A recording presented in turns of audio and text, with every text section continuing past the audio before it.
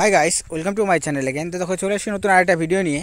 তো আজকের এই ভিডিওটাতে আমরা মূলত আলোচনা করব অঙ্গনওয়াড়ি এবং আশাকর্মী এছাড়াও চুক্তিভিত্তিক এবং যে অস্থায়ী কর্মীরা রয়েছেন সকলকে নিয়ে। তো আজকে তোমাদের যে আপডেটটা উঠে আসছে সেটা হচ্ছে যে বেতন বৃদ্ধি নিয়ে। তোমরা জানো যে কালকে কিন্তু ইলেকশনের রেজাল্ট রয়েছে, মানে লোকসভা ইলেকশনের রেজাল্ট রয়েছে। তো সেই ক্ষেত্রে আমরা ইলেকশনের আগে দেখেছি যে বাজেট পেশ করা হয়েছিল। তো সেই ক্ষেত্রে আমরা বেসিক্যালি দুটো আউটকাম এখানে আলোচনা করব। রেজাল্ট যে তোমাদের বেতন বৃদ্ধি কীভাবে করে সম্ভব রয়েছে, ঠিক আছে। তো সেই বিষয়টা ডিটেলসে জানাবো যে কীভাবে করে বেতন বৃদ্ধি সম্ভব রয়েছে।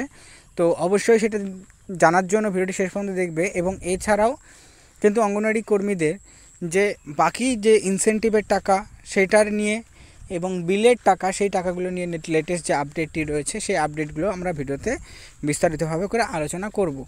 তো অবশ্যই ভিডিওটি শেষ পর্যন্ত দেখবে এবং দেখার পর নিজস্ব মতামত অবশ্যই জানাবে। আর যদি ভিডিওটা ভালো লাগে লাইক করবে, চ্যানেল নতুন থাকলে চ্যানেলটিকে সাবস্ক্রাইব করে রাখবে এরকম ভিডিওসগুলো সবার প্রথমে পাওয়ার জন্য।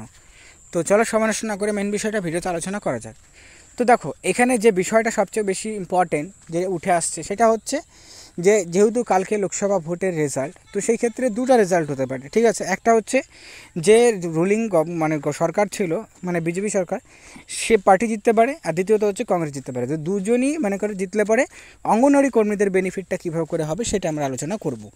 প্রথমত যে বিষয়টা বিজেপি যদি জিতে, তো আমরা প্রথমত এই কন্ডিশনটা দেখব। তো বিজেপি জিতলে পরে কিন্তু অঙ্গনওয়াড়ি কর্মীদের যে বেতনক্রম আমরা জানি যে আগে যে তোমাদের বাজেট পেশ করা হয়েছিল, মানে ইন্টেরিয়াম বাজেট, সেই বাজেটে কিন্তু কর্মীদের তেমন কোনো কিছু প্রাপ্তি বলতে কোনো কিছুই নেই।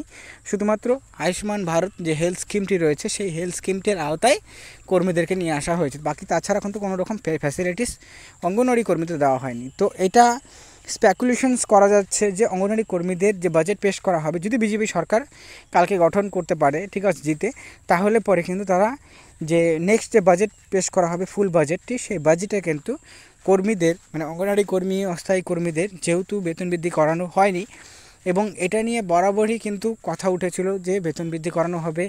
এবং পরবর্তী সময় আমরা দেখেওছিলাম যে পার্লামেন্টে যে এমপিরা রয়েছেন তারা কিন্তু এই বিষয়টা নিয়ে বারবার কথা উঠিয়েছেন যে বেতন কর্মীদের বৃদ্ধি করানো উচিত। তো সেই ক্ষেত্রে এটার একটা পসিবল রয়েছে বা পসিবিলিটি রয়েছে যেখানে বিজেপি সরকার জিতলে পরে বাজেটে অঙ্গনওয়াড়ি কর্মীদের বেতন কিন্তু বৃদ্ধি হতে পারে, ঠিক আছে। তো এইটা ছিল এটা বা এক নম্বর পয়েন্ট। আর দ্বিতীয়ত যদি কালকে বিজেপি না জিতে, মনে করো তোমাদের ইন্ডিয়া অ্যালায়েন্স বা কংগ্রেস জিতে, তাহলে পরে কীভাবে করে দেখো, তাহলে পরেও কিন্তু কর্মীদের বেতন অবশ্যই বৃদ্ধি হওয়ার সম্ভাবনা রয়েছে। কিন্তু সেই ক্ষেত্রে কত টাকা বেতন বৃদ্ধি করা হবে এই বিষয় নিয়ে কোনো রকম ক্লিয়ারিটি কিন্তু এখনও পর্যন্ত পাওয়া যাচ্ছে না। কিন্তু অবশ্যই যে কোনো পলিটিক্যাল পার্টি সরকার গঠন করুক না কেন, অঙ্গনওয়াড়ি কর্মীদের কিন্তু বেতন বৃদ্ধিটা অবশ্যই হওয়ার সম্ভাবনা প্রবল রয়েছে, ঠিক আছে। এবং কেন এই বিষয়টাকেও আমরা কিন্তু তোমাদের সাথে তুলে ধরার চেষ্টা করলাম।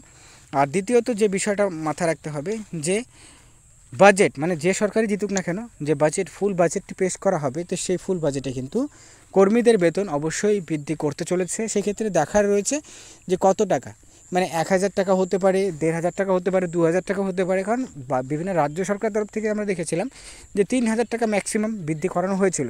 তো সেই ক্ষেত্রে এইবারও কিন্তু দেখার রয়েছে কেন্দ্রীয় সরকার কত টাকা বৃদ্ধি করে। কারণ 2019-এ কিন্তু লাস্ট বেতন বৃদ্ধি হয়েছিল, সেই জায়গাতে শুধুমাত্র 1000 টাকা করে বেতন বৃদ্ধি করানো হয়েছিল।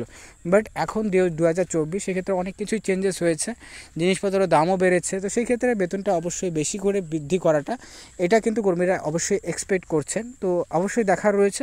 তো কালকে রেজাল্টের উপরে ডিপেন্ড করবে যে অঙ্গনওয়াড়ি কর্মীদের কত টাকা করে বেতন বৃদ্ধি হতে পারে। তো যাই হোক, এই আপডেটগুলোই ছিল আজকের এই ভিডিওটি দেখার জন্য অসংখ্য ধন্যবাদ।